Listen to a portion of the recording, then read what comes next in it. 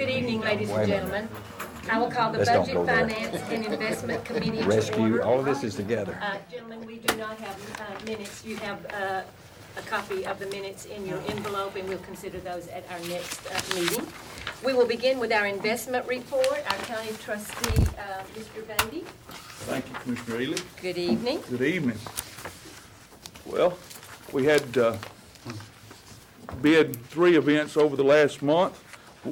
The good news is that the LGIP rate is up 2 basis points instead of going down, so that is a rise.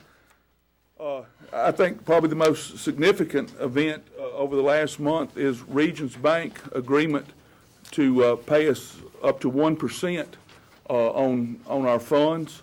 That's a guaranteed rate for a year. So there's no limit. We can be in and out. It's fully collateralized. But that's 77 basis points better than what we're getting on LGIP. There is a limit as to how much we can put there, but that will help us, I think, significantly. They were willing to work with us on that, so that's kind of a little bit brighter spot this month. Motion to approve the report. Commissioner Stanlin, and seconded by either Commissioner Jernigan or Commissioner Bullen. Any further discussion or questions for Mr. Beatty? All in favor, please say aye. Aye. Opposed? Thank you. Motion carries. Thank you, Mr. Thank Beatty. you. So have a good evening. Thank you. If you will locate your fund condition report, our finance director, Mrs. Nolan, will begin with the development tax report. In April, we received $87,000 in development tax. That brings our total to $1,210,500 for the year. And now if you'll move, please, to cash balances.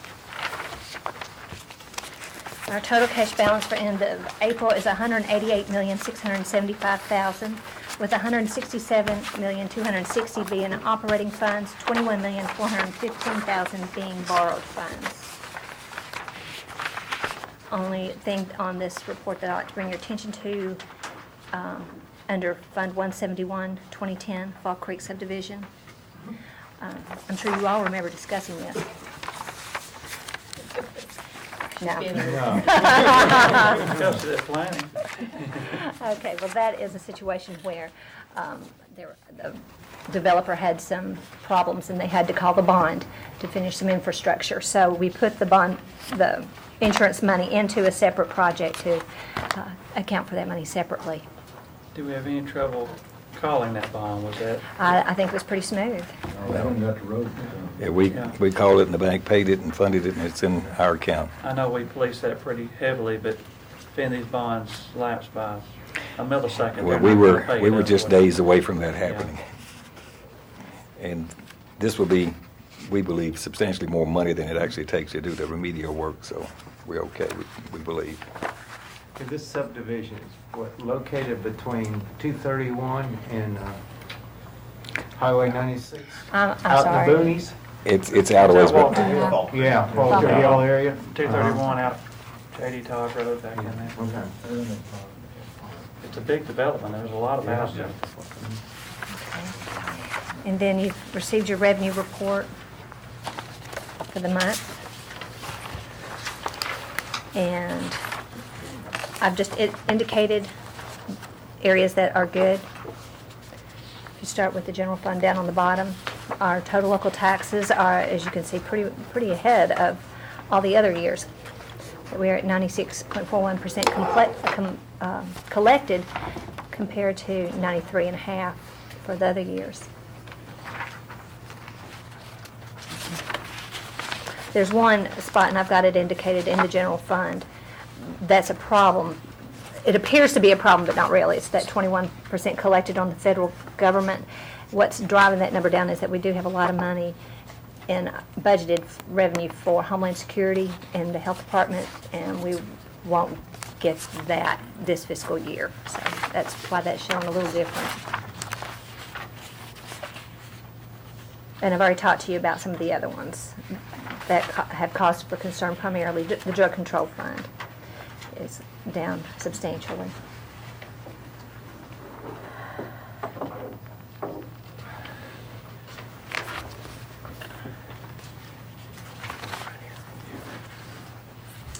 further discussion or questions from Mrs. Nolan? Motion to approve the report. Commissioner Jordan.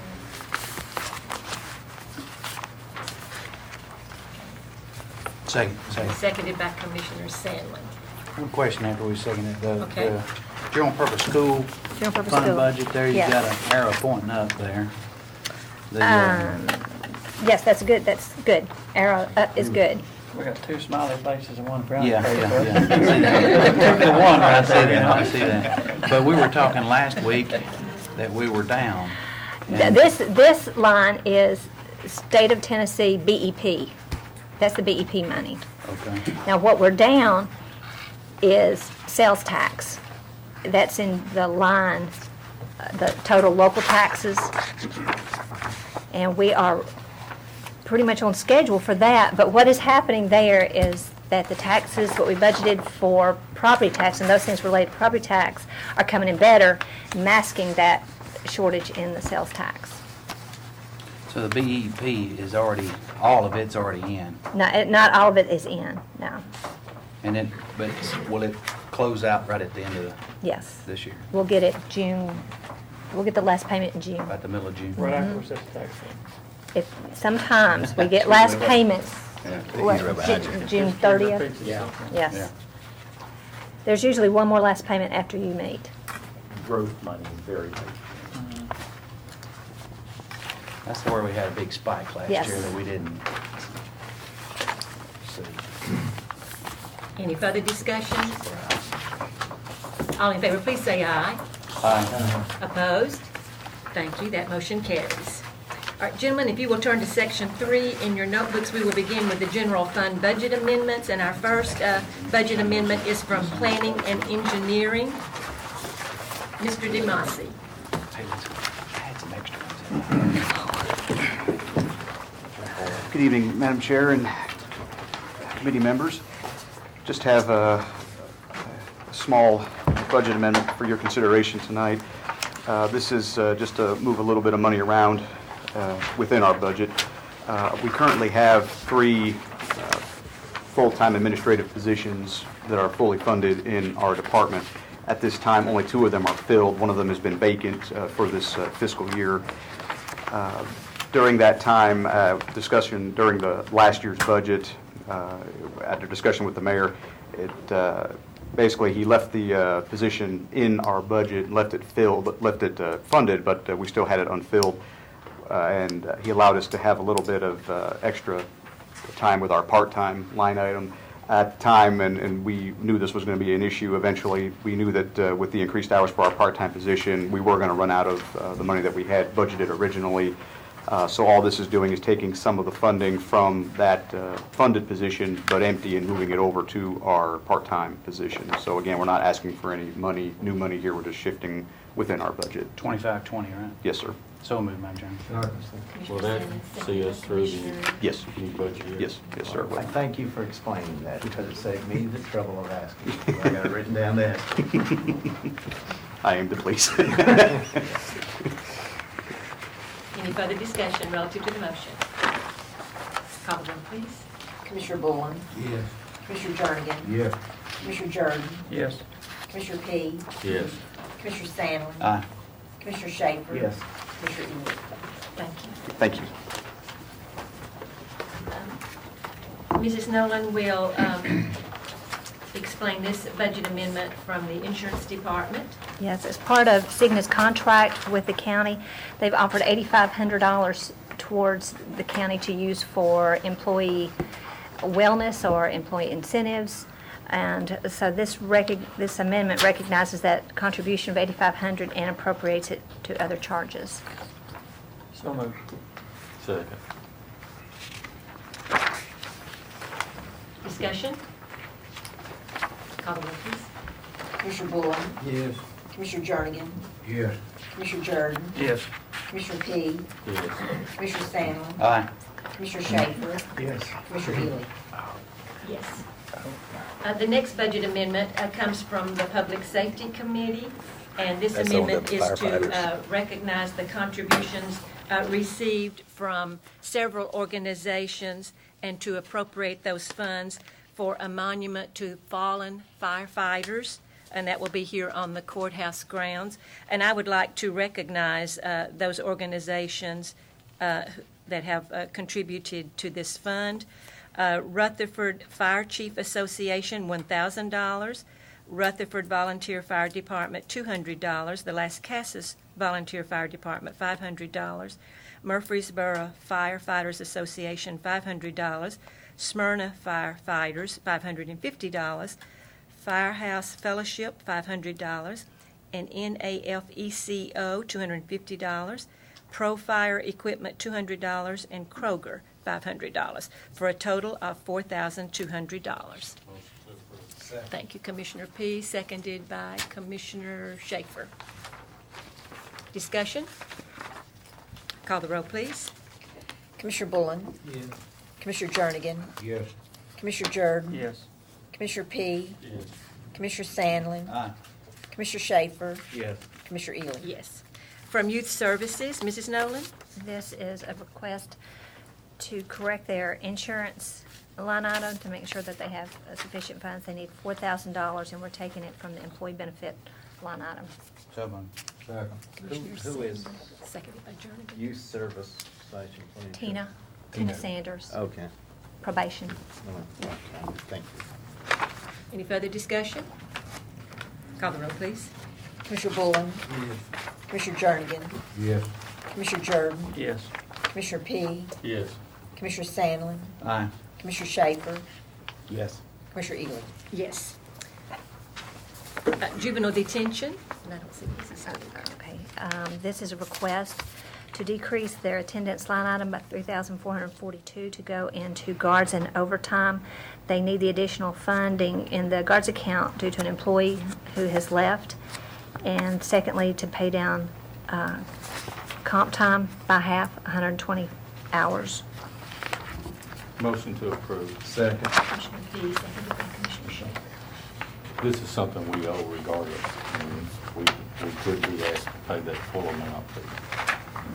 And we're attendance are, I think, the lowest in the juvenile detention, I believe, and the guards are next up. That's all coming out of our own budget anyway. Yes. Right, yes. Call the roll, please. Commissioner Bullen. Yes. Commissioner Jernigan. Yes. Commissioner Jordan. Yes. Commissioner P. Yes. Commissioner Sandlin. Aye. Commissioner Schaefer. Yes. Commissioner Ely. Yes. We have several budget amendments from the Sheriff's Department. Chief Deputy Nelson. Hello. Regina, we'll start with the sexual offender registry budget amendment, please. Okay, this budget amendment is for $500. This is within the accounts, moving it from the SOR revenue account to the other charge account number 599. This is to help pay for the TBI fees. And gentlemen, if there's no objection, we'll just let her go through the next page and take this as one vote. Okay, these other amendments are also within our budget. The first amendment is for $18,825. That's to recognize the revenue for the SCAP grant for 2009. We would like to put that into our repair and maintenance of the building. The second budget amendment is for decreasing our maintenance agreement by $3,600 and putting $1,600 into custodial supplies, $2,000 into repair and maintenance of equipment. The third budget amendment is decreasing utilities for $24,000 and increasing building improvements $15,000 and prisoner transport by $9,000. And the last budget amendment is to transfer $400 for our reentry grant so we can purchase some workbooks. So moved, Madam Chairman. Second. Motion. This is all within her Sandlin budget. and P. So the maintenance agreements are, I thought were just pretty much black and white. This, I mean, we still got quite a bit of funds in there just to get through June, but, I mean, how much you usually have left over I mean, we hadn't opened up the books yet on Maintenance your agreements. budget, yeah. I think we have a little bit left in there because we were managed to cut down on some of the maintenance agreements. And it's the copiers, the computers? No, this and is in detention. This is all on detention. Okay. equipment in detention. Okay. And the utilities have kind of been a little shocking too with, Yes, we've been lucky. yeah. I shouldn't have said that too loud.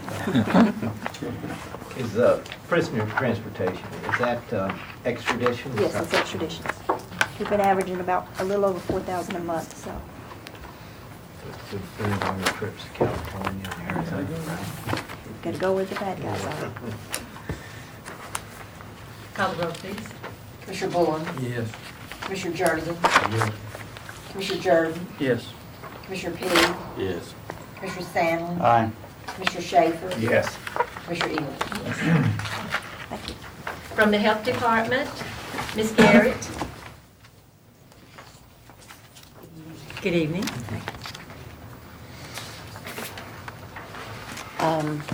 I come today to ask if we had received some funds through H1N1 through the federal government that came into our budget, and it was specifically for hiring nurses and what to do vaccinations. We've gone through that season. We gave over 10,000 vaccinations, and we're able to save some money. We didn't use all that they had given us.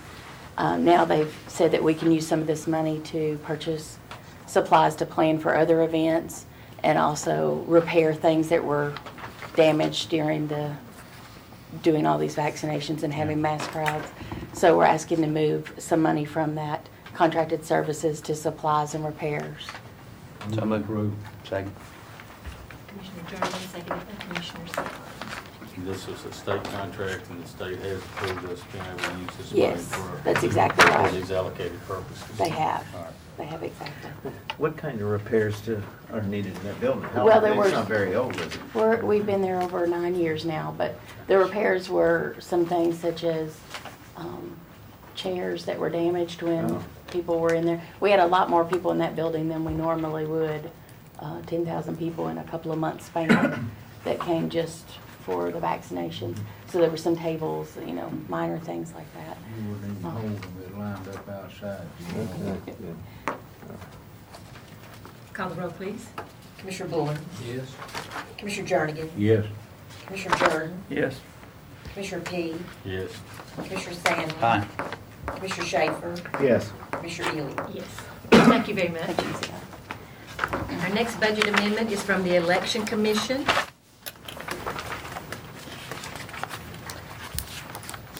This amendment is to transfer money from engineering, legal services, and other charges out of our miscellaneous budget to the election for legal services, $25,000, and other charges, $7,500.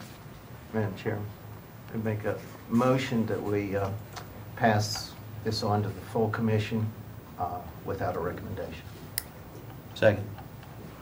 Okay, we have a motion to pass this on to full commission without a recommendation. Call the roll, please. Commissioner Bullen, Yes. Commissioner Jernigan, Yes. Commissioner Jordan, Yes. Commissioner Petty, Yes. Commissioner Stanley, Aye. Commissioner Schaefer, Yes. Commissioner Ely. Yes. Okay, the next budget amendment is from county buildings and pause. It's kind of a combination thing. Ben Mankin had several unanticipated expenses at the very beginning of the year that was not budgeted, but still had to be done, and that was to replace some air conditioning units at 319 North Maple and also at the Judicial Building Annex. That and a few other things have caused him to be short in this account and not able to do a planned paving project at the Adult Activity Center. In the current budget, we also had budgeted money to do a building improvement at Paul's. We're not going to be able to get that part done this year, and that 65 is in the 10-11 budget. So to stay within the budget, the big budget, we're trying to find funds for Mr. Mankin to be able to finish that paving project. He needs $81,000 to do that, of which he's got 20. So we're asking for $53,500 to come out of the PAWS building improvement project and $7,500 from undesignated to go to the building improvements and the building maintenance budget. The second thing we're asking is that we had expected to use development tax to pay for that project at Paul's, and so I'm asking to redirect that development tax funds from the Paul's project to the paving project at the Adult Activity Center. Move to approve. Second. Commissioner Jernigan, seconded by Commissioner Sandlin. Any further discussion? Will this pause project be something that they'll come back and be asking for next year? It's, or what we've was it? already put that in next year's budget, since it didn't occur this year. So you've already transferred this $53,500 you're asking us to spend? No, that's what this year's- I'm asking to do now, is to move that 53 from Paul's budget into building and maintenance budget. But you said you've already put that in next year's budget. I've put the 65 for the improvement at Paul's into next year's budget. It's So we- there we would again. just roll this money Yeah. forward, but we're not. We're basically taking it, then we gotta put new money in. That's right. Right. It's just swapping from one year It to is the swapping, next. but it is still, it's not like leftover money we're getting to pull and take. We've got to We're actually spending We're spending this money. $65,000 Yes, we are. more Yeah. next year is what you're telling me. Well, Well, we're it's- spending $61,000 more than we've got in Ben's budget for maintenance and repair. And we had the budget in for this paving, but we've had to spend it on a number of other locations which used up that. So we need to finish that paving out there, and this is the way to do that. I'll support it. I was a little just reading this, I was a little misled. I thought it was leftover money. No. We're No. pulling out, Oh, but it's no. not. We're just, it's bookkeeping. it's- We're still spending It new is. money.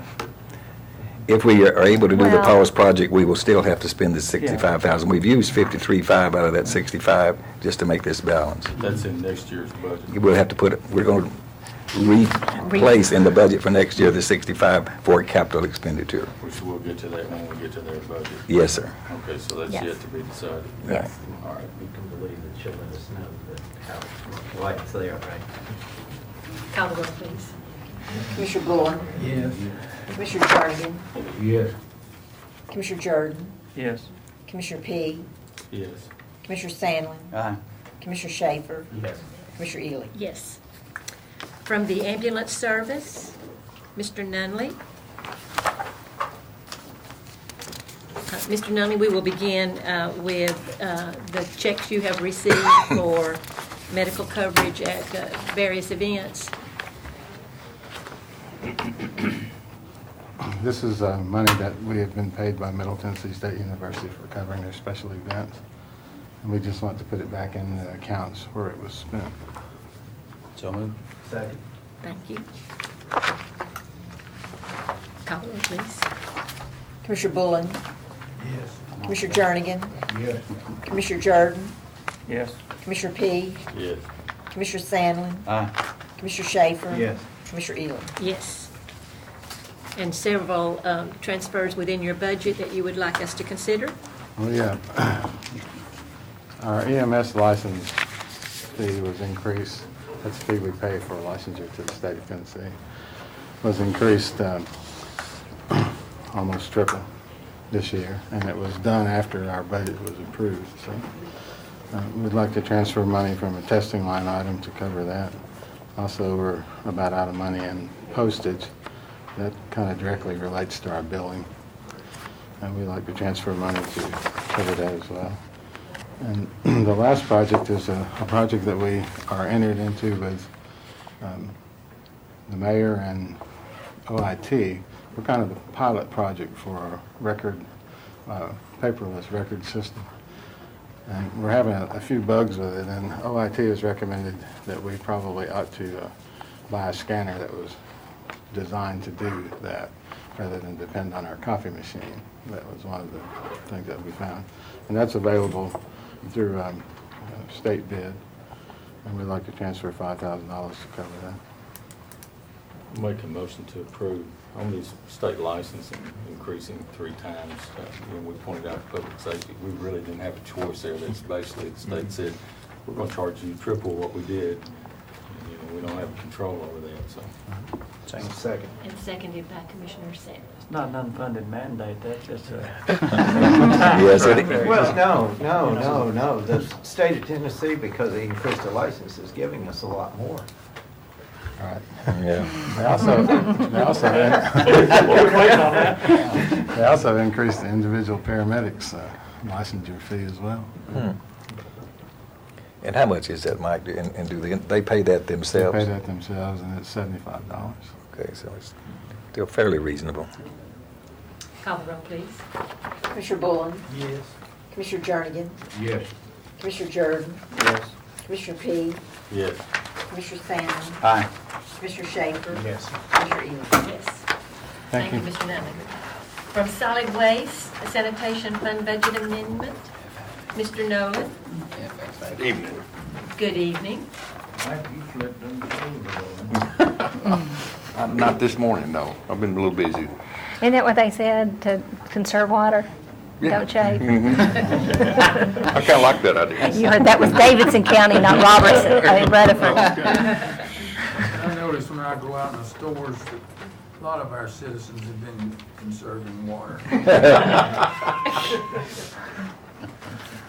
Before we get into this, let me announce the Solid Waste Department and the City of Laverne have teamed up together, and we've opened a temporary convenience center at 664 Old Nashville Highway, which is right at the Smyrna Laverne city limits, to aid these folks as having all the flood issues.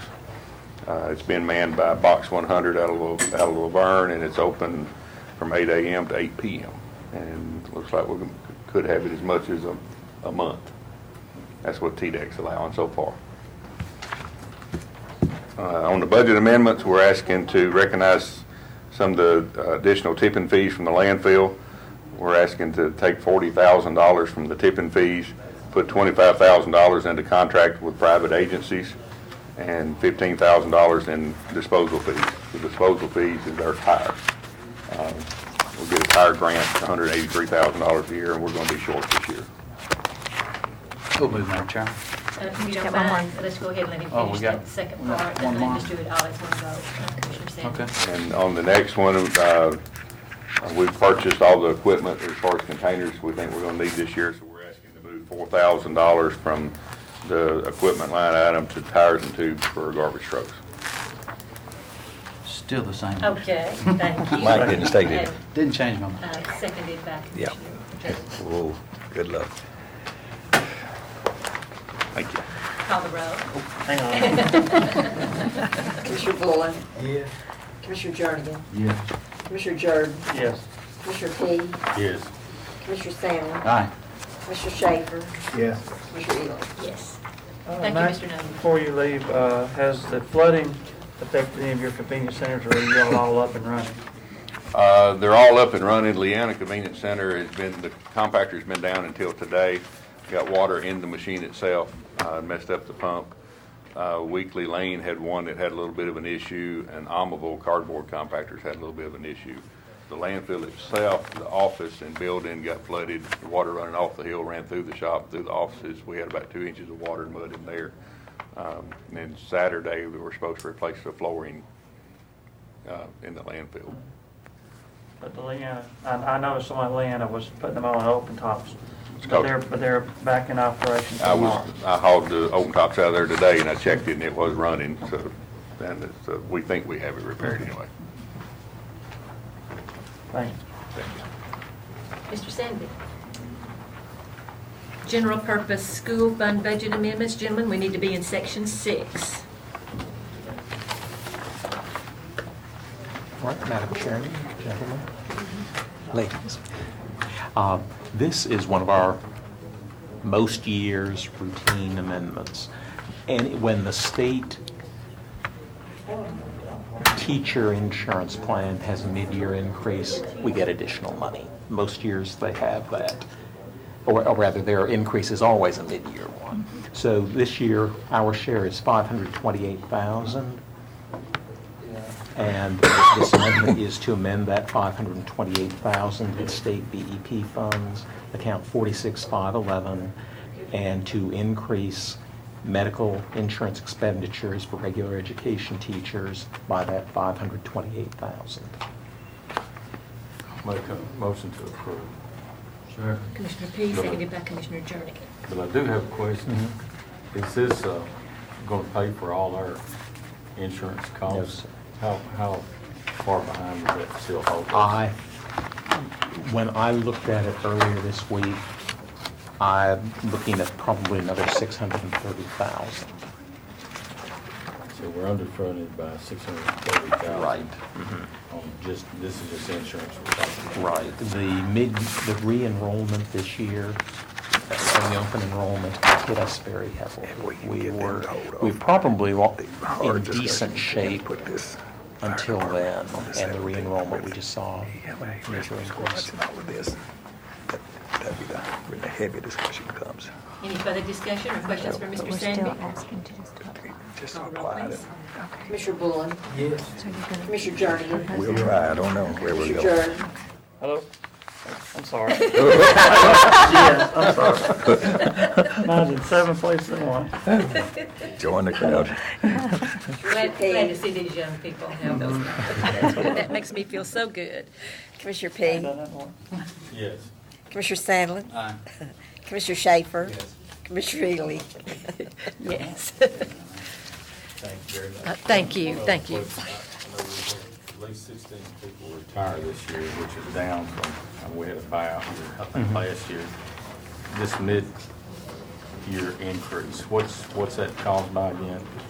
When the state increases what they charge systems for the state teacher insurance plan, at most years there is some increase. We get that they recalculate the BEP plan for the January through June payments, and this is our share of that Our increase. portion. Yes, sir. So they tell us how much the insurance rate's going to be, and then they underfund it for us.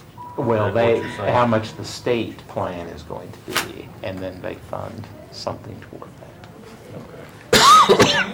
I just wanted to ask on our schools, I've noticed here and there, everywhere, a lot of fields underwater and this and that, ball fields and soccer fields and this and that, which is, we can deal with that, it'll go down, it'll drain, it'll Right. dry. So, but Right. what about our schools in general, any major damage, No roofs, major damage. problems?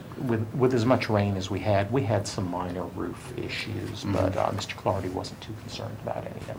Great. He had folks out over the weekend and Monday evaluating things. No schools underwater or shut down No, because sir. of it. No, Good deal.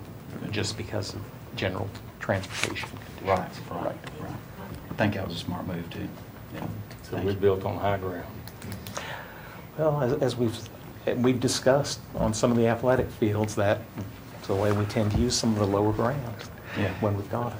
Well, the metal's sitting in the hole, but it still didn't move. That's what I was going to ask. Yeah. That was the one I was. That was I okay. drove by and looked, it was not flooded. Right, yes. Good. Yes, yeah. Taking it out, we're going to back. Think about it. Well, I doubt it ever will if it didn't this last week. That's Yeah. our hope. Thank you, Mr. Sandy. Thank you Thank very you. much. Gentlemen, section 9 of your notebooks, please. We need to consider a grant application for assistance to firefighters. Go ahead, please. Okay, I'm just, on this Assistance to Firefighters grant, there's two parts that we want to apply for. In the first one, under vehicle acquisitions, it's 2 pumper rescue trucks that are estimated at $200,000 apiece. So on this part, we're going to apply for $400,000. And on the second part is equipment. We're going to apply for $500,000 towards a communication project. Is that the towers we've been speaking of? Yes, that 500,000 would be for part of the cost of those towers, which you've heard that will cost approximately $2 million, those towers, and this is 500,000. We're asking 911 if they'll give us $1 million. We have about $180,000 already available from Homeland Security, and then we would have to put in about $315,000 of our own money. So that's how we're trying to work the partnership out between these 4 entities for both the communications infrastructure and what we're proposing on the fire rescue department. No, that was on the 500,000. On the 400,000, did I hear you? I heard you say that it was for the pumper rescue trucks. Did you say two? Two of them. Okay. That's the next one, though, that's not this one. But what we have here is this. Let's go with this first application for the assistance of firefighters. It has two pieces. Piece number one is $500,000 that for the part of the tower system, the infrastructure on the communication. Piece number two would be for those two fire rescue trucks. That's the 400. And that's 400. So it's a total of $900,000 we're going to be asking for there. You're on the, yeah. That's, just- that, Yeah, that you're page not is on that nine. one yet. You're That's a on that, separate one. Just that. Yeah. just that piece of paper right now. So this But is, it's all tied into the new department where, Well, the 400,000 is sort of tied in the new department. The other, we think we need to do independent of a new department. But they sort of come along together. We're trying to make all of this happen as soon as we can find a way to properly fund this. That towers for ambulance and all the other county. Ambulance, agencies, sheriff, radios. volunteer fire departments, rescue departments, all of that. Well, the infra- cities too. And they'll be able to use our tower system as well if they. can we not split those up? Split what up, sir? These two different ones here then? As far as the tower, Well, we really, well, all this is a request to apply for the grant. if we get the grant, you decide not to do the fire rescue approach, we don't have to accept it if they award them to us. We just want to apply, This is a get in push. the We've got process. this- When they post the grants, you've got 30 days to apply. And I that's it. understand. I have, and I might as well go ahead and air this now. I mean, I've just got some reservations about the new fire and rescue department that's being asked or has been studied to do for a number of reasons. But I'm totally for this new tower and funding that and getting us up to speed there, you know, or getting into the next level. So, I mean, you know, it's kind of a catch-22 for me. I mean, as I'm digging into this, and really I just got one piece of it yesterday from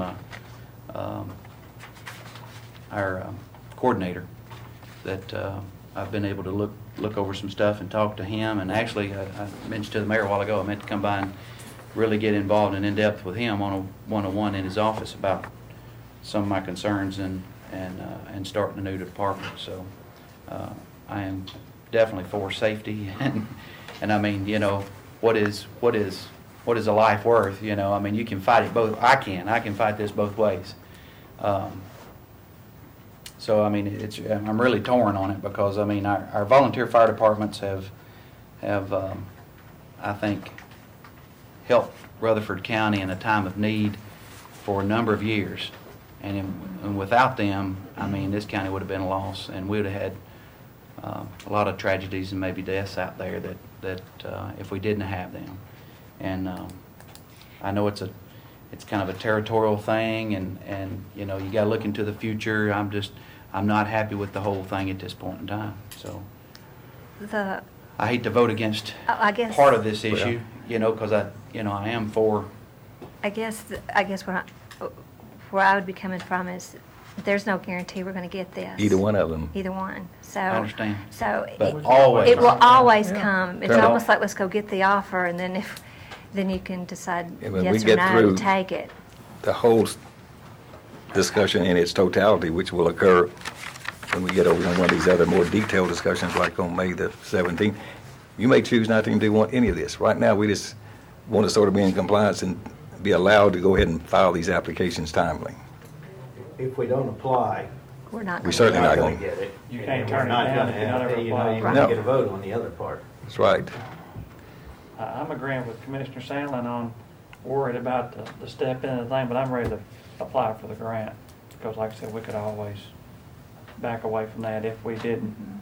And we've do the other, but applied I do have some concern when before. we get to that conversation.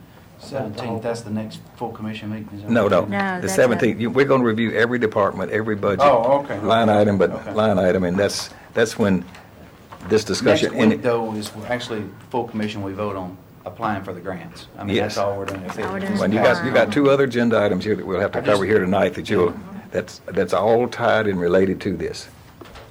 And I'll have to mention it in full commission too, but, you know, I don't really mind, I guess, applying for the grants. It's just that a lot of times we'll apply for something or we're gonna do it, and, well, we've already got the money now, it's sitting over here, we gotta do it, you know. That's what we did all this for, we're gonna do it now. We're not gonna back up now. And we're off in the deep end. So, I just wanna make my voice heard on that issue part, and like I say, I get more information and get more comfortable, I might be totally all in. The tough part is safety. How can you say no to safety countywide? And yeah, I think it's just more or less the issue of starting another department and how big is it going to get. Okay. Thank you. The chair will entertain a motion Motion to approve. to apply for this Apply grant. for the grant. Thank Have you, the mayor Commissioner. sign and whoever else needs to sign to apply. Thank you, Commissioner Fee. Second. And seconded by Commissioner Something Schaefer. I will state, you know, I've looked at this and we've seen more information than Commissioner Sandlin's gotten to public safety, and the majority of the fire chiefs and the Fire Chiefs Association are in agreement with this. This is something going to help us countywide. If you look at Wilson County, which is a comparable county, I think they spend upwards to $8 million a year. The last time I looked at it, which was about 8 or 10 years ago, they were spending over $8 million for fire and rescue services, and they don't have near the coverage and service that we have in this county using these dedicated volunteer firefighters. And I want everybody to know that, you know, the money that we paid, the little bit of money that we've given these guys, and we've actually got up to, I think, what is it, 25,000? 30 now. It doesn't pay their insurance costs. Back when I was handling the insurance at Kittrell, you know, our costs were around, it cost us around $40,000 a year, 15 years ago almost, to operate, and it's a lot more than that now. So these guys pay for their own education, and they're required by state law now that they've got to have this. Of course, we've got a good facility out there we've helped them with, but this is something a step that we'll need to make eventually in the future. Now, you know, that's up to discussion whether we'll do that or not, but I think it's a good opportunity for all of us for life safety. Any further discussion? Call the roll, please. Commissioner Bullen? Yes. Commissioner Jernigan? Yes. Commissioner Jordan? Yes. Commissioner P? Yes. Commissioner Sandlin? Aye. Commissioner Schaefer? Yes. Commissioner Ely? Yes. The next item, still in Section 9, gentlemen, is to approve a Christie Houston grant application, and this will be relative to ambulances and a fire station building. Mayor Burgess? Okay, this discussion will be some of what we've already had, but the ambulances stand on their own. We have identified an opportunity. If you recall, we haven't bought any ambulances in, I think Mike told me, 5 years, except for this transport ambulance that Christie Houston bought for us a couple of years ago. And so we've got 5 ambulances that even right now have 175,000 miles or more on them. It's time for us to at least start replacing these ambulances. So there's an opportunity. The company Taylor Made that we've been getting our ambulances from had 4, they're 2007 ambulances. They are untitled. They still have the new warranty on them. We've taken bids, and the only bids we got were for these 4. 2007. And they're $300,000 for 4 new 2007 ambulances with full warranty. They haven't been used. They've just been demonstrators. If these were bought new, you're talking about almost $600,000 in cost, probably $550 plus. So it's an opportunity to get 4. If we don't do this, you know, we really would have had to buy them ourselves straight out. But this is an opportunity we think that we should take advantage of. We want approval. And to be honest with you, we've already made a presentation to Christie Houston, but if you choose not to accept this, if they are awarded, and I don't know if they will be, but we made our official request to them May the 5th, whatever day that was. I was there.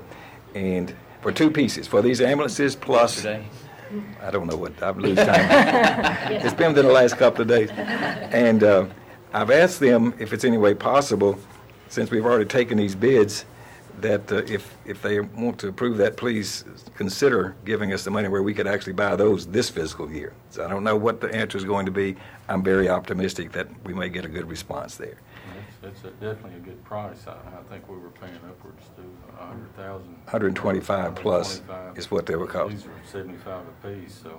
And that we'll have to spend for 4 of these ambulances, we'll have to spend $60,000 to $75,000 to move our equipment, et cetera, from our current boxes into the new boxes, of course. But that'll be money that we'll spend, Can we capital-wise. separate these two? Sure. Make a motion to approve on the ambulance request. That was Commissioner Sandlin, seconded by Commissioner Jernigan. Discussion on the application to Christy Houston for the ambulances. It's a no-brainer. Okay, call the roll, please. Commissioner Bullen? Yes. Commissioner Jernigan? Yes. Commissioner Jordan? Yes. Commissioner P? Yes. Commissioner Sandlin? Aye. Commissioner Schaefer? Commissioner Ely? Yes. Okay, now the fire station building. Okay. Coupled with all of this discussion, I mean, Faye and Lisa and I have sort of pieced this into 4 components, like I told you before: the firefighters grant, the 911, Homeland Security Development Tax, really 5, and Christy Houston. We've asked Christy Houston if they would consider, and we've made the same proposal to them this week with respect to $400,000, which would be probably not all of the cost of a building, but if we build a new first location for the Rutherford County Fire Rescue Building, if they would consider giving us $400,000 toward the construction of that building. We've got a budget of $500,000, and that may be enough or not quite enough, but it's in the neighborhood. And that, again, if they choose to do this and you don't want to move forward with the thing, you don't have to accept it, but at least we'd like the opportunity to put it on the table and then put all these pieces together so that you'll have a full and complete knowledge of what all of this is going to work, cost, and then you can consider how you want to proceed. Motion to approve with even the mayor and whoever else needs the ability to sign for the grant to apply. Commissioner P, thank you. Seconded by Commissioner Jernigan. Discussion. Where are we gonna put the building if we get there? Here's the general discussion. We have the board of 3 of our agencies: Rutherford Rescue, Rutherford Volunteer Fire Department, and Salem Blackman Volunteer Fire Department, that have agreed to relinquish their individual departments and merge that into what would be called the Rutherford County Fire Rescue. Rutherford Volunteer Fire Department has purchased, right just a little bit off of what's going to be the new Veterans Parkway extension right in Barfield, Salem, right in that little neighborhood. They purchased a lot. They own that lot, and it would be placed at that location right there, which is a very strategic place to put this first building. That lot would transfer back to ownership of the county, I would We- take it we would- before we. We're going, yes, and we'll just tell you how all this is going to fit, but yes, we would have ownership, but this would be our building. What's that location again? I'm not. Well, do you know where the old Barfield Road is, when it runs right into Kimbrough. Where these Barfield and Kimbrough, and then you're right there at the little church, and what's Oh, old yeah, Barfield? yeah. It's right in there, right in that neighborhood, it's in the old area where Charles Smith had his little business there, building those meters, et cetera. It's from his estate. When that new Veterans Parkway is complete, which is under construction in other phases, that's a great place to See, respond in several directions. We can get 840, we can get to 231, it's really and on over to 24 even from there, so. End of And town. the whole south end of this county is a very good location. The other one, the Salem Blackman, this new place is right there at the Old Salem. It's right off of Highway 99, right about just about where the Veterans Parkway is going through there also. I'm gonna vote to apply, but I really want to tell the commissioners, don't have heartburn. If we get to the final stages of this and I'm not in, because you're talking about a new department in tough economic times. And like I say, I got a ton of questions. I just don't think it's the time and place to air them all out at this point. There's some stuff in those documents that I looked at about imposing a tax and some other stuff. I'm not in on that. So I understand. I'm available anytime you want to make an appointment for as much time as you need. 17th, we're supposed to go in depth. But, and we need to have our discussion before the 17th if we could, in depth. Any further discussion relative to the motion? Call the roll, please. Commissioner Bullen? Yes. Commissioner Jernigan? Yes. Commissioner Jordan? Yes. Commissioner P? Yes. Commissioner Sandlin? Aye. Commissioner Schaefer? Yes. Commissioner Ely? Yes. Okay, gentlemen, we will now work through the insurance report. And I'm sorry to do it this way, but Mrs., I started to call you Mrs. Miller. Mrs. Nolan will begin, as Mrs. Miller always did, with the financial report. And that's what's coming around, just a minute till everybody gets their copy. When is that going out, or is it already had to replace the insurance? Well, we've already posted that opening, and we've already taken applications. Okay, that's what I was And wondering. we have reviewed those, and we'll be interviewing some candidates in a few days. I don't remember exactly when. How many candidates did apply, or have you narrowed it down yet, or is it? We've narrowed it down to 4 candidates right now. Okay.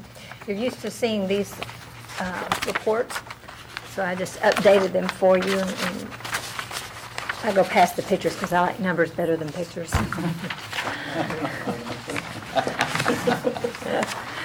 Okay. Those smiley faces over No there? smiley faces. Yeah, that from the first who draws a smiley face. That's what I was thinking. All right. Then. Okay, we finished April with the, based on just the medical claims, we ended April at $584.72. That brings our average for the year at $685.92 compared for the same 10 months last year. It's average for those 10 months was $664.72. You've got your care here information, a slight increase on that one with comparability, and then total with care here and the medical for the month is $618.03. But for the average for the year is $728.95 compared to last year was $710.92 for the whole year, but which is for the 10 months is $694.67. 4.9% increase.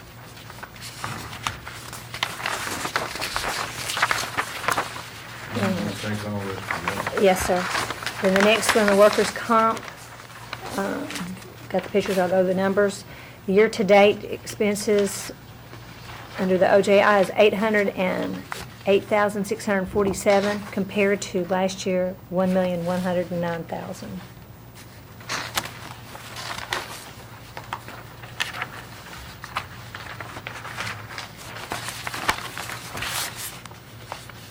Motion to approve. Thank you, Commissioner Stanley. Second by Commissioner Bullen. Can I ask a question? Inquiring minds want to know, and I'm sorry to ask this, but I mean, I've been asked, and I don't know. We've had 2 good insurance folks to really help us through some tough times, I think, in the county and our employees, and was just excited that we had somebody of such knowledge and background to come in here and take the bull by the horn, so to speak. What happened? Not enough money? Burnout? Too much workload? All the above? What, I mean... Well... Not to put you on the spot. Not to put you on the spot, but I mean... Well, the first one did. It was he left us to go to Davidson County, and Davidson County was able to pay quite a bit more than what we could. Right, okay. And this one, I'm sure money was part of it, but the driving factor, I think, for her is that she was able, this opportunity came, and it was everything that she loves doing. I see. And And what, 2 or 3 days a week from home. Travel maybe 1 day a week to Nashville, And it was a major, It We was a don't great allow a lot of work opportunity. from home in the county, I tell you. Well, it's just not a lot of opportunity. So Not a it was commissioner, almost you're for gonna- her. and she is her own boss and supervisor and no other employees. Yes. So it's, I mean, it's like for her, the It's- perfect You situation. mean she don't have to wait 3 months to get an answer? Well, I'm talking about the committee process Yeah. and everything Oh, you yeah. have to do. That's always a struggle for But- somebody That's coming out of the just private part of- sector but, to come into government. We have been very fortunate to have her. I mean, Oh, I know. extremely I fortunate. was, I haven't heard, somewhere along the line, you'll hear something bad about somebody. But I mean, everybody that I've heard of, I mean, she worked hard for our employees and worked hard for everyone. And we hate to see her go, but I've been asked, and I don't know. It was quick, and. I will tell you this, we're going to have to raise the compensation to get a people like that. And we will if we get the right person. We must do that. Day after Memorial Day. So, She was very, I mean, she was a number cruncher and Thorough. really got very Yeah. thorough and down into the detail. Yeah. You gotta remember. Well, I didn't mean to put you on the spot. No, that's I okay. just, yep. Okay, we do have a motion and a second. The insurance financial report. Call the roll, please. Commissioner Bullen? Commissioner Jernigan?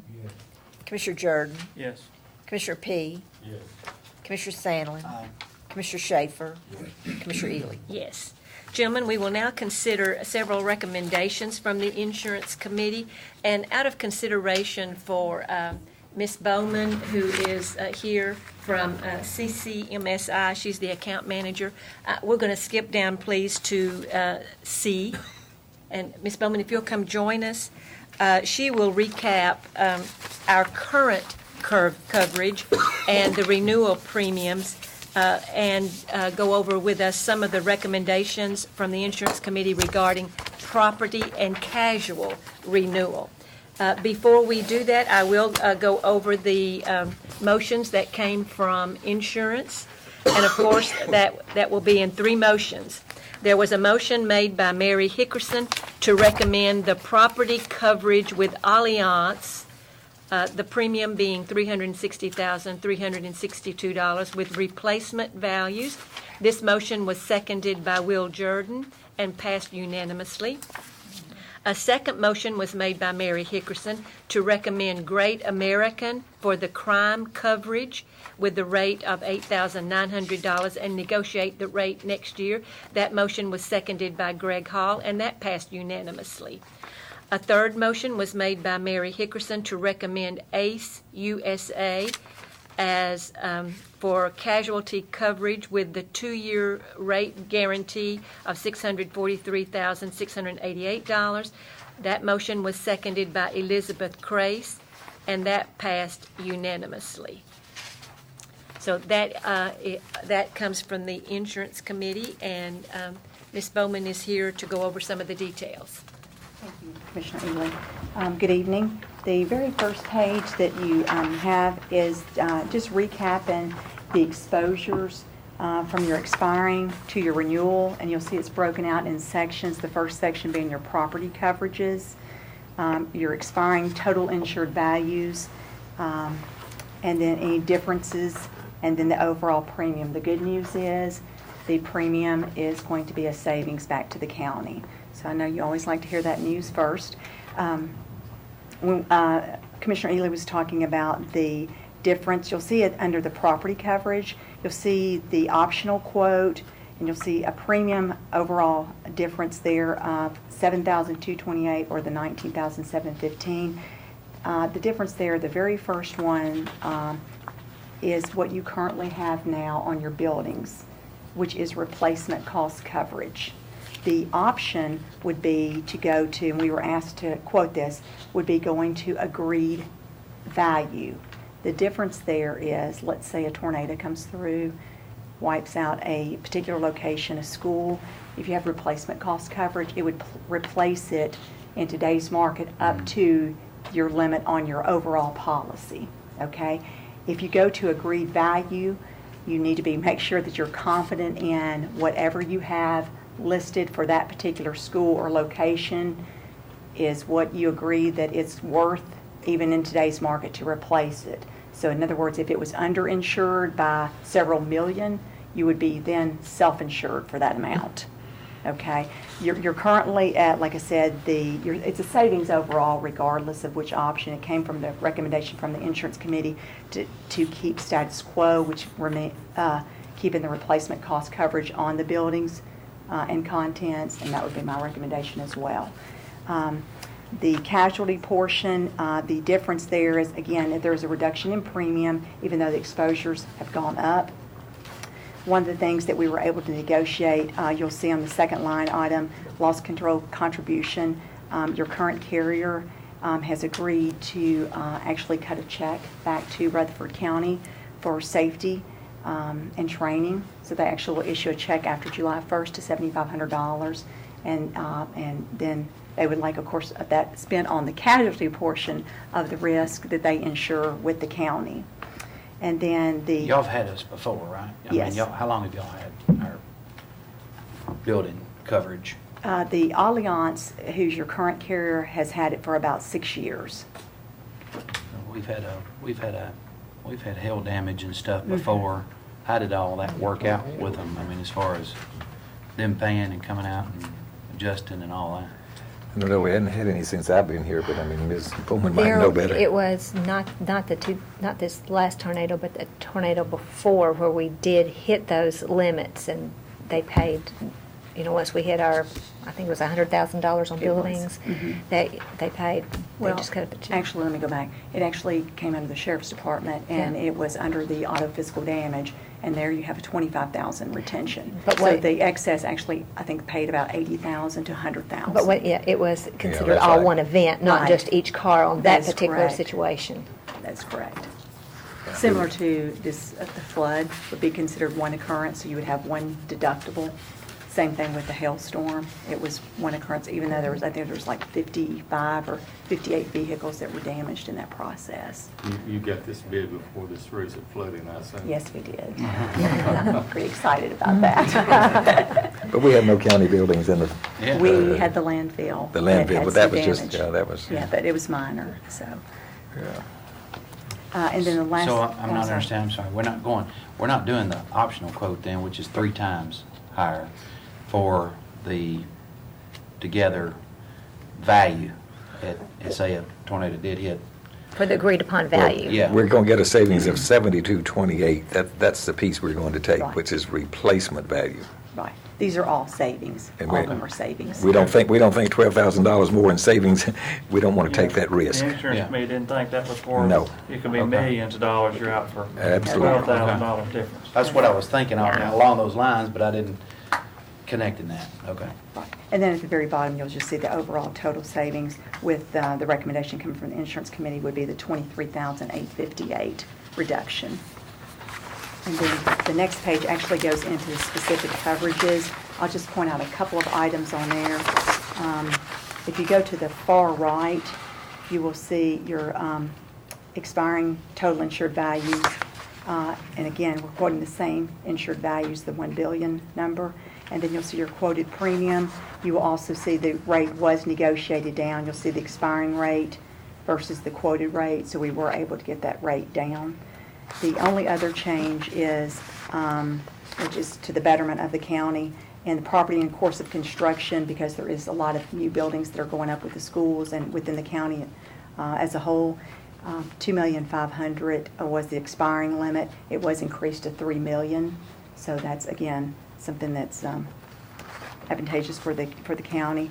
And then the option on the terrorism, you already have built in right above that at the very bottom, terrorism in the amount of $2,500,000. So again, it came from the recommendation. Y'all have not ever purchased this in the past. The optional terrorism coverage, it came from the recommendation from myself and from the insurance committee not to purchase that again this year. So that's the property coverage, which was with your same carrier now, Allianz. The next page is your crime coverage. That's the Great American. That's your current carrier as well. You'll see the quoted premium, the expiring premium versus the quoted premium. The only change there is We went from under the very first line item, public employee dishonesty, had an increase in deductible from $10,000 to $25,000. This particular company paid out a pretty substantial claim in the current year, or in the expiring year, and so they felt that they needed to take that deductible up. We were going to try to negotiate that back down next year, but they did reduce the premium because they took the deductible up. And then the last page is your casualty. Did you have other bids on that particular issue? Yes, we did. They were all, Still the best bid? yes. The other carriers that we received bids from came in $25,000 deductible across the board, which is not uncommon for a county your size, and higher premiums. The last page is the casualty. This is with your current carrier, which is ACE. Same limits, same retentions, but you will see the reduction in premium. You see the expiring premium, and then the reduction in premium. This is the company that's actually given you the $7,500 check to go towards safety and loss control. So that was a typo on the section. It was. Yes, I did correct that. It did Thank you for state pointing me that on the out. paper, it Yes. stated me.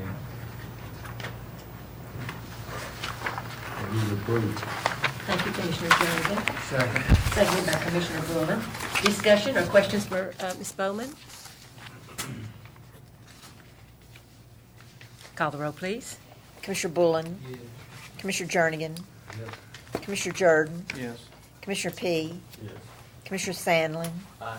Commissioner Schaefer. Yes. Commissioner Ely. Yes. Thank you very much. Thank you for being here.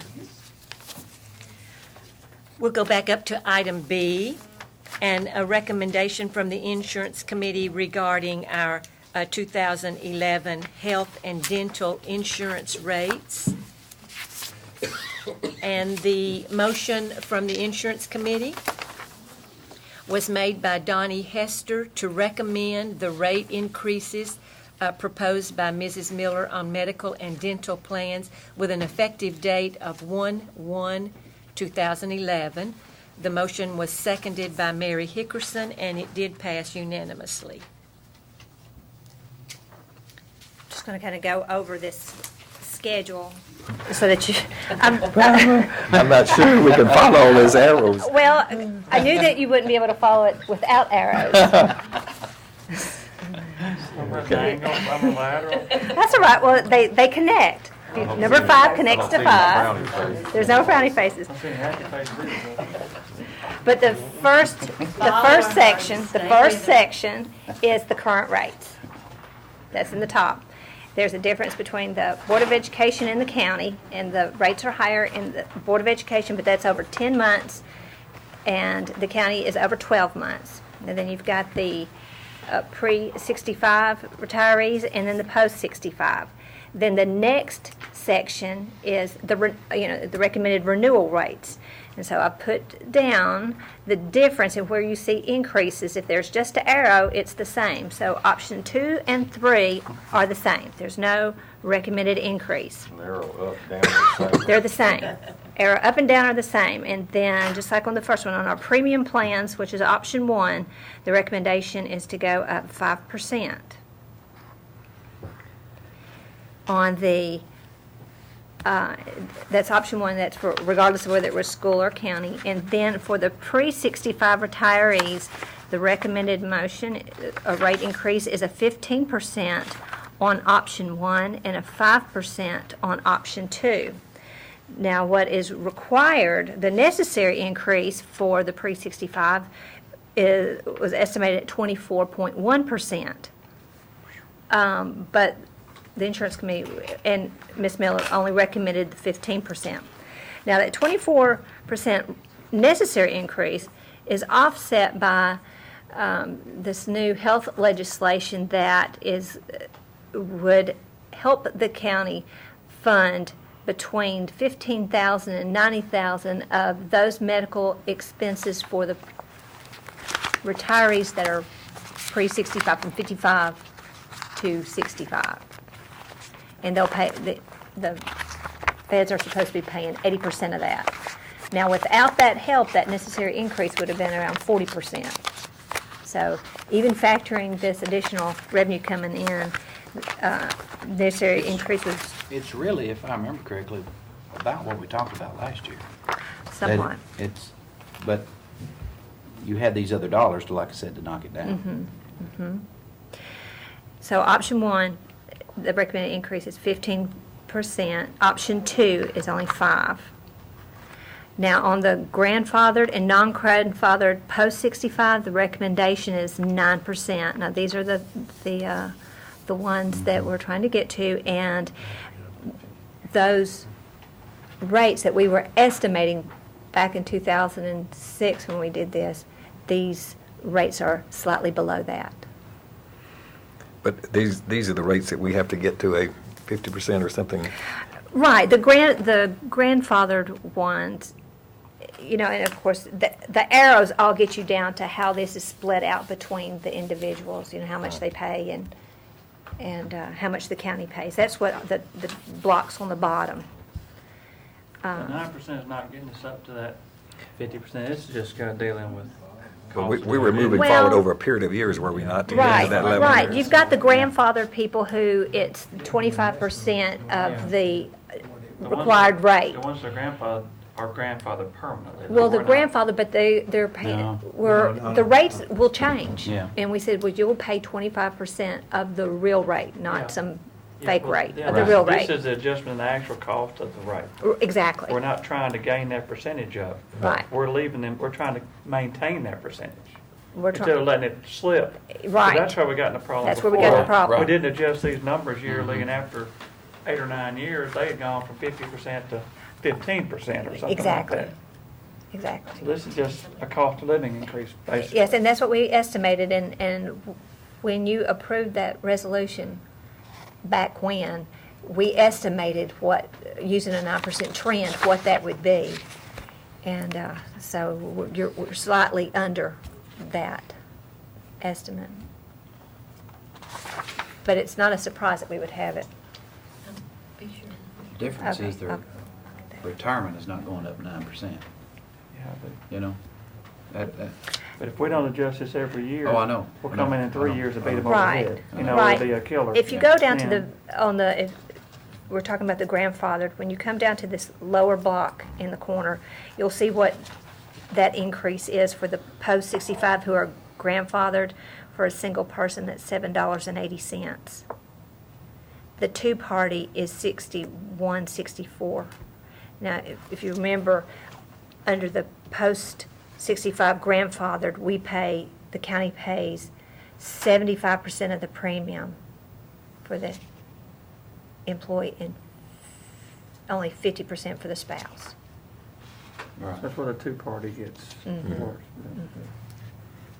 Right. But 91 out of 94 counties don't pay retirement insurance. That's right. Anything. That's right. It all They're not in it. goes away. This second one, to the block in gray, if you will look across, you'll see the distribution of how much the county pays toward that premium and how much the employee pays. The county contribution on option 1 is 75%, and on option 2 is 90%, and option 3 is 100%.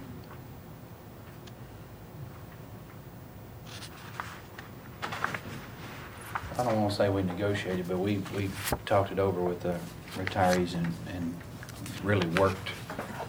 I think as a whole, they understood, you know, that what the difference was, and that we're working with them and understanding too, and we're not dropping you. We're not moving on and going zero balanced budget here on that. So I think this is a good plan. The second page I have in here, Ms. Miller had talked to you several times just about our large claims. This is just the page 5, last 5. Using the last 12 months, that we have 224 large claims that average, the pre-65 is $718,699, and she's got $12,881,000 in large claims. I sorted it so you'd see the largest claims that we've paid out and sort of what is driving that cost. Are those active or are they everybody? These are the pre-65s. The, And that pre-65 number is... the 50, oh, yeah, that's That's separate, all of that's them. a I think separate- this is everybody. Yeah. This is the whole pool. This is the, out of,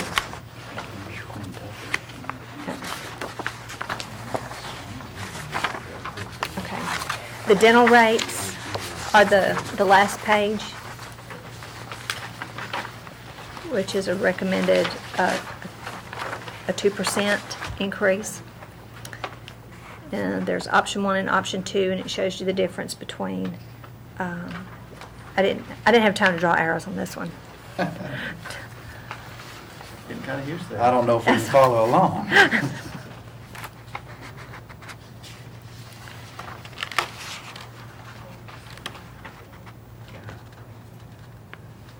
So the slight increase, is, you know, under option 1, Board of Education going from 1984 to 2023. Employee 2%. increase is like 39 cents. 2% for the employee. Right.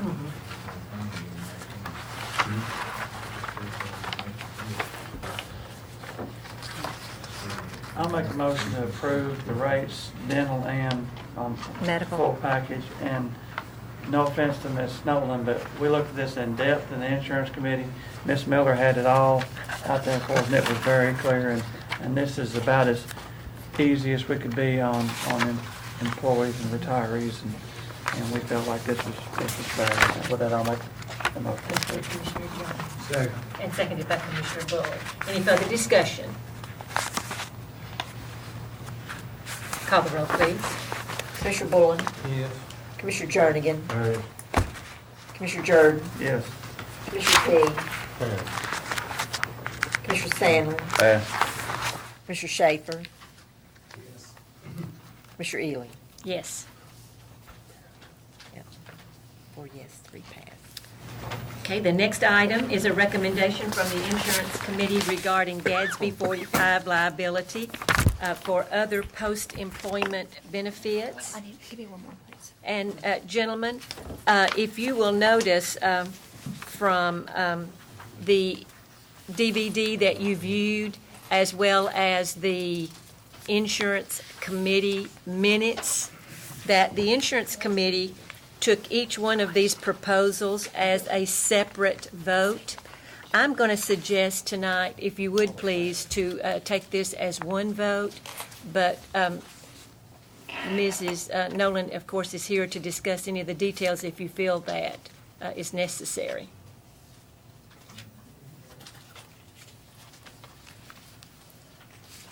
Shall I go over the highlights? Maybe, Ms. Nolan, you should sort of review the journey that we've had here over the last couple of years on this and what we've already done on the front end piece and the tail end piece, and this is the middle piece. This is about, if you remember, If you we can. started on this endeavor 4 years ago, but I've been on this journey 4 years. But really to y'all for probably about the last 2 years. If you don't mind, we'll start with this, and I'll kind of give you we have taken care of both ends of the spectrum, the ones who are already retired and the ones getting close to retirement, to the post-65, and we've taken care of, you know, the new hires. We've drawn the line in the sand. What we're looking at now is active people and what changes that we recommend making. And the ultimate goal is to save on this actuarial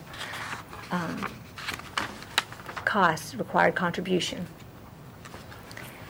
Now, on this first part, on this first block, this has already been approved for the commission on 2/12/2009. You approved this piece of it. And this is that the new hires, you've changed the eligibility. And you'll see this eligibility change through all the other blocks, where today the eligibility requirements are age 55 and 15 years of service with the county and only 5 years on the health insurance plan, or age 62 with 10 years of service and 5 years on the plan, or any age with 30 years of service and 5 years on the plan. Making that change to 60 and 20 years of service with 15 years on the plan, or age 30 with 15 years on the plan. Or any age. At any age, yeah, any age with 30 years of service on the plan. Yep, sorry. 30 years of service, 15 years on the So plan. this one we've already. This is already approved. That one's already done. But that change of eligibility is consistent through all the blocks, the next blocks, Okay. 60 and 20. 60 years, 20 years of service, and 15 years on the plan, 30 years of service, 15 years of the plan. Okay. Okay. So the next change, the next block is, again, we're going to attach new hires as of 6/30/2010. And the change there is that benefits will end with Medicare eligibility.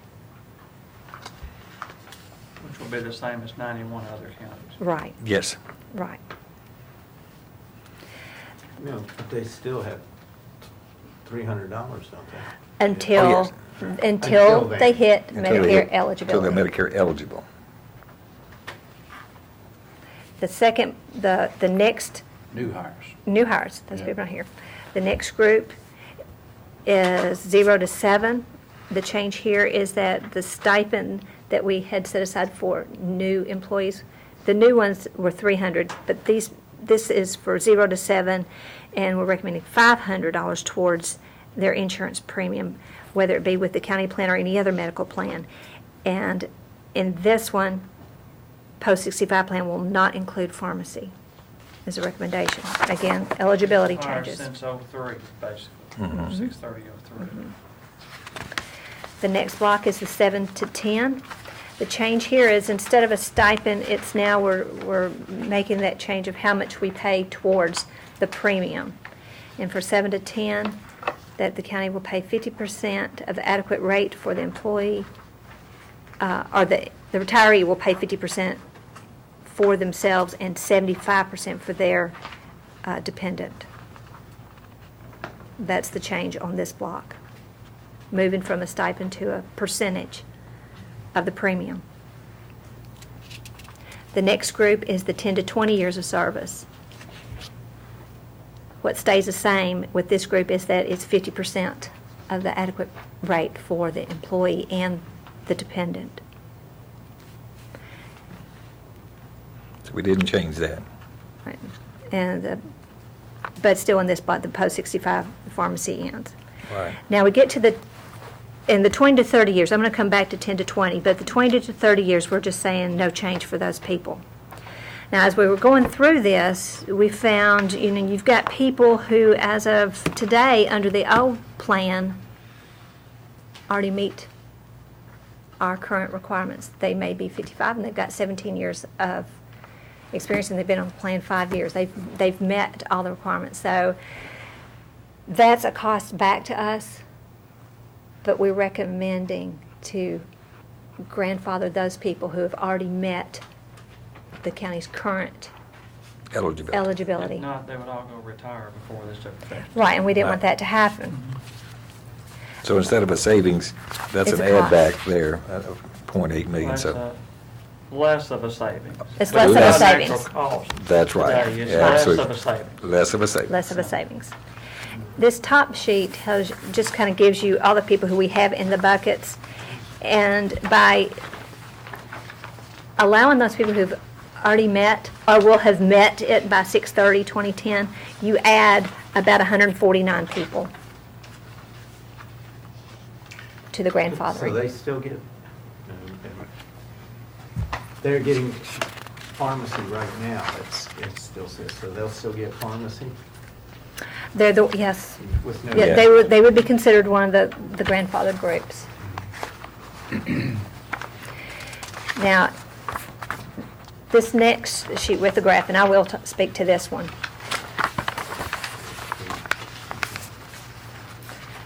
This kind of shows you somewhat the activity of the annual required contribution. Now, I'm going to remind you, these numbers that we are using are as of 2008.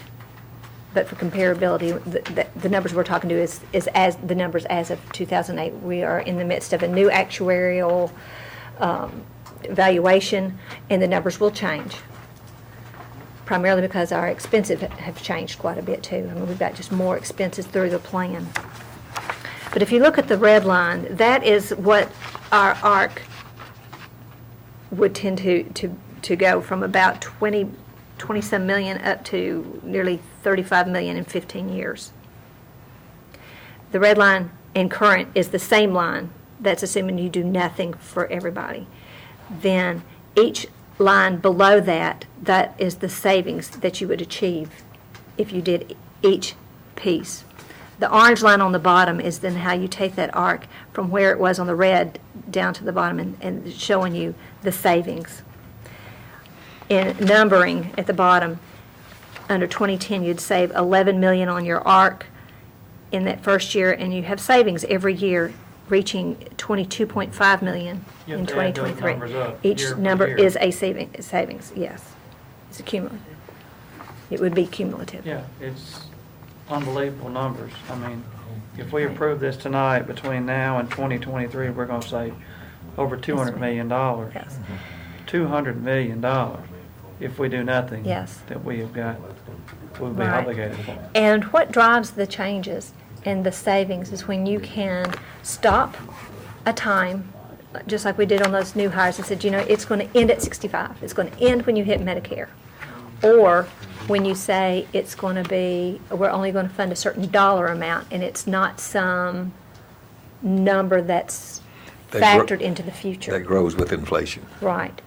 So that helps our ARC too. Now, you've got this set, but there's nothing wrong with ever coming back and say, you know, we want to fund a little bit more than 200 or 300 or whatever. There's nothing that stops you. And at that point, now that we know better, we'll say, okay, here is the actuarial cost to that recommendation. Commissioner P. First thing, I want to say thank you to you people that serve on the insurance committee. I know what a headache that is, and it's difficult. I mean, you're making some difficult decisions, and you're bringing them to us. We're making the same difficult decisions, but I want to tell you how much I appreciate y'all serving on that committee. And some of you by volunteering, and others by, I don't really have a choice, but thank you anyway. But my question is with the recent legislation that's passed, how is that going to affect us in the future? Have we got any inklings yet? On the healthcare reform, Healthcare reform. There were- Haven't heard anything yet? Ms. Miller had made a bit of review of that. It's really not going to have a material effect on that. I mean, the only thing clearly obvious, we have to raise the age for which people that are still living at home with parents, that we cover them up to 26 years old now. Actually, from what I understood, it doesn't matter that they're living at home or not. Okay, It doesn't matter if they're in school or not. but anyway, that's one piece that we'll have to Or, pick up as I said, that. or married or not. And So- we've looked at that. That's the That only was thing. Now, Jeff may know something else better than we do, but we haven't identified a substantial number of additional costs that we're going to have, I don't So believe. basically what we're seeing here is good for now until we hear Good for now. Yes, sir. otherwise. Well, and what is good as far as the employee looking at it, do you remember the discussion with the retirees and going into the Medicare Part D, which was the pharmacy, and the resistant was because of that donut hole that they're uninsured? That's one thing that the federal government's trying to do is eliminate that donut hole. So that piece of it makes it a little bit more palatable for the retirees going to Medicare Part D. But this plan is, that we have is by no means a Cadillac plan, which is what the federal government is looking at, is to be a taxable thing. Oh. And we don't have anything like that, so that's a big part that a lot of people are worrying about, that are, especially in private industry, that have. They negotiate our medical plans and get really good ones. I mean, Well, this is a very, very good standard plan. it's solid, but it doesn't have any frills or Well, I mean, I think bells our, and whistles. you know, it depends on from whence you come. If you have always been in the private sector and then come in and see our insurance, you would think, oh, wow, it's very generous. Yeah. Very generous. But I know one of the things that Lois was discussing on a minimum required is our option 3. I mean, you know, that option 3 meets their requirements because, I mean, anybody can go, there's really no premium to the employee, and it covers your wellness, you know, so, and we felt at that time that we were covered and okay. That there's a lot yet more to come, and I think And as far as to understand we're what this thing entertaining is some counting. thought about whether we may need some outside person or firm to help us really review the complexity of all this And stuff. navigate through this. And navigate through it.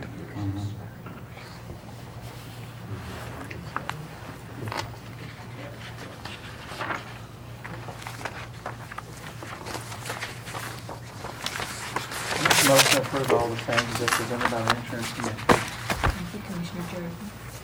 Well, I'll second, but I'm going to make a statement with it. Seconded, and Commissioner Schaefer. I have to say, my spouse has worked for the Board of Education since the Challenger. That's how I remember. Was that 86? But she's been on the medical plan for since 89 or 90, something like that. But this seems to me, the changes we've made, it's affecting the people that are working now and all that. But otherwise, if we don't do something like this, we're going to bankrupt the county. You know, there's not going to be a medical plan for anybody someday in the future as we have grown. So, from the standpoint, this was unanimously approved by the insurance committee, that I feel that even if someone may construe that I have a conflict of interest, I have to vote for this plan. And I think it's my duty as being an elected official that I got to look out for all the people in the county. And that's why I'm not going to pass on this tonight. I am going to vote for this plan. Any further discussion? Call the roll, please. Commissioner Bullen? Yes. Commissioner Jernigan? Aye. Commissioner Jordan? Yes. Commissioner P? I'll say yes, but I'll also make a statement. My wife is on the county's insurance, and I'm not sure exactly what the statement is, but most of this is reductions almost every time. You know, I do have a problem lowering these because it's everybody. You know, I'm not just thinking about her, but all the county employees. So I'm not really happy about that, but my vote is yes on this. Thank you. Commissioner Sandlin? Pass. Commissioner Schaefer? Yes. Commissioner Ely? Yes. Yes. Okay. Okay, gentlemen, if you will turn to Section 8 in your notebooks. We have a resolution to adopt the Strategic Economic Development Plan. This is something that I think that you will recognize even from last year. This is an update to our 3-star program. We do renew this every year, and you will notice, like in the second paragraph, communities seeking certification as a 3-star community must meet certain criteria. And one thing, it includes the adoption of a 5-year strategic economic development plan, and that is what is right behind this page. And all of that can be included in one vote.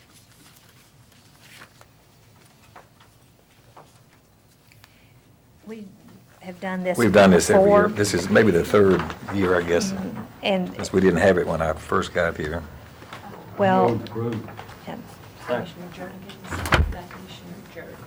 Any discussion? Any new additions, I haven't read it. I mean, The It's- chamber it's- pretty much takes it's care of pretty much this. the pretty much same. the same as. Yeah, the chamber pretty much drafted this for us. We've reviewed it, but it's nothing in here that, The chamber that usually commits us takes to anything care of that it. Yep. But the benefit to us is sometimes, I mean, this is what, 300, 500,000 from ENCD with that 0 interest for the lighting that we did at the schools. And you had to be designated as a 3-star community to be able to get that loan. So that's the benefit to us. All right, we'll get that at a cheaper rate. Also, notice we got a lot Can we of do it nice again? signs up across the county because of that. Okay, call the roll, please. Commissioner Bullen? Yes. Commissioner Jernigan? Yeah. Commissioner Jordan? Yes. Commissioner P? Yes. Commissioner Sandlin? Aye. Commissioner Schaefer? Yes. Commissioner Ely? Yes. The next item is a resolution to affirm compliance with federal Title VI regulations. And again, communities that are designated as a three-star community must confirm that the community is in compliance with the regulations of Title VI of the Civil Rights Act of 1964 and the Civil Rights Restoration Act of 1987. So moved. Thank you, Commissioner Stanley. Second. Seconded by Commissioner Jernigan. Call the roll, please. Commissioner Bullen? Yes. Commissioner Jernigan? Yes. Commissioner Jordan? Yes. Commissioner Pease? One more. Yes. Commissioner Sandlin? Aye. Commissioner Schaefer? Yes. Commissioner Ely? Yes. All right, the next item is a resolution to create the Rutherford Fire and Rescue Department. And I know this resolution has been discussed in public safety and also in the steering committee. Mayor Burgess, anything you want to add? This is really a continuation of this discussion we've had for these other two grant applications. We really can't make a grant application to the Assistant for Firefighters grant process unless we actually have authority to set up a county fire rescue department. So we need this to go along with our application. All of this, again, will be completely subject to budget approval. So moved. Commissioner Bullen, I need a second. Y'all second the motion. Seconded by Commissioner P. Discussion? Yeah, I'd like to make sure what I'm voting on. Do we, Would you like me to read through the resolution, Commissioner Jernigan? well, I gotta, I'm like Steve after reading this whole book on this stuff. Oh, no, that's not it. That's 32 pages. He has. Are you on the fire rescue He has. report, I guess? Mhm. Yeah. The more I read, I'm so like Steve. But, what are we voting on now? The mayor has said that we must have this resolution in order for him to even apply for the grants that we discussed earlier, the ambulances and the fire building. That don't mean we're approving this report right here. It doesn't mean you approve that report until you fund the actual development and organization of the department. This will be a resolution that allows the execution and the development of the fire rescue department, but it won't be actually implemented until we have some dollars to do it with. You can approve this contingent upon final budget approval. But we just need something to submit with our application, or else we can't even submit the application. Only a fire department can submit the application to the Assistant for Firefighters Well, grant. go ahead, go ahead. If we did make a motion to approve this contingent upon budget approval, does that give you permission to apply for the grants? Because it's not approved yet, it's contingent. Well, I But think, feel I pretty think, comfortable voting for a contingent upon budget approval. I think it's a, But I've got a feeling we've either got to approve it or not. And once we approve it, it's out there. well, I think you can approve this, but until you approve the budget, it doesn't have any teeth. How do we get rid of it if we don't approve the budget? It's just there, it's just out Withdraw there. it. We just You withdraw it, it's just out there. It's, Well, you're not executing. I've got some of the same questions that you three had mentioned as far as the funding mechanism or how much or how it will be funded. you know. Right. And there's been discussion over the years about, a tax in the unincorporated areas. And that's something that I want to look at before I buy into that too. But I am willing to go ahead and start this department because there are areas where we do not have adequate fire protection and we've got to take care of that. And, how we go about funding that, that's where it's going to bring on more talk as far as I'm concerned. well, the first part of this resolution reads, whereas Tennessee Code annotated in its code authorizes the county legislative body to form a new agency to be known as the Rutherford County Fire and Rescue Department for the purpose of providing fire protection services for the county. I mean, I voted for the applications to go ahead and apply. But this, to me, right here, ties your hands. Because, and I understand what you're saying. I believe it ties your hands, though. because it comes all the way around full circle here in another 30 days, 60 days, 90 days, whatever. Well, you voted for this back in May, and we've already formed this department by this. If the whole county commission votes for it, it's done. Until we appoint a fire chief, it's not done. Well, there's no way to appoint a fire chief unless you approve the budget, which includes that position.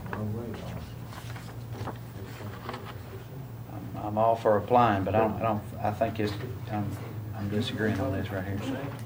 Madam Chairman, there comes a time when you have to trust the mayor's word on something. The mayor's carrying this on his back. I think the mayor's made it very clear we won't actually have one until we finance it or fund it in a budget. I think we need to give him some room here to operate and take his recommendation. I think we're a victim of our own success. We've got great volunteer fire departments. We're giving them pennies every year, and the taxpayers are used to getting fire protection for nothing. You know, and I think that that's part of our problem. But I'm sitting there reading this. This is the first I've seen of it. It says, department shall be funded exclusively from revenues generated by situs-based taxes collected from in unincorporated areas of the county. And it's got some other places too. Well, some There's of only that's some of us a here sales that. Some of that is already there. That's what's It's already there. It's We're your not sales setting any tax. new tax in In motion. the I've rural heard area. rumors of this tax in unincorporated area. That's not what we're talking about. We're not going to do that. It's a different. be voted on separately. Yeah. Yes, sir. From what I understand, you have to say this. We just have to say this in this wording And the- to make it clear that you have to use situs-based revenue. We already have the situs-based revenue. We're not In going to the put general any fund. in the general fund. To me, I equate it to a school. People in health and education or in budget have voted for a school, but when it comes up time to pay for it, then they didn't vote for the bond issue. And that would be just like this when it comes time to fund it. If you don't fund it, it's hard for them to, I got a penny in my pocket, but that's not gonna do me From- much good, for example. From what I If you don't have the understand, money, you're you not gonna can't, have it. from what I understand, you can't use the property tax to fund this operation. But we already have situs tax coming in to the general fund from sales tax and the hall income tax, which are both situs-based. So there, I guess I'm saying there's sufficient funds coming in to the general fund already that we could say, okay, it's those dollars that's going. Well, we're combining three agencies, and we're already funding those three agencies to a certain extent.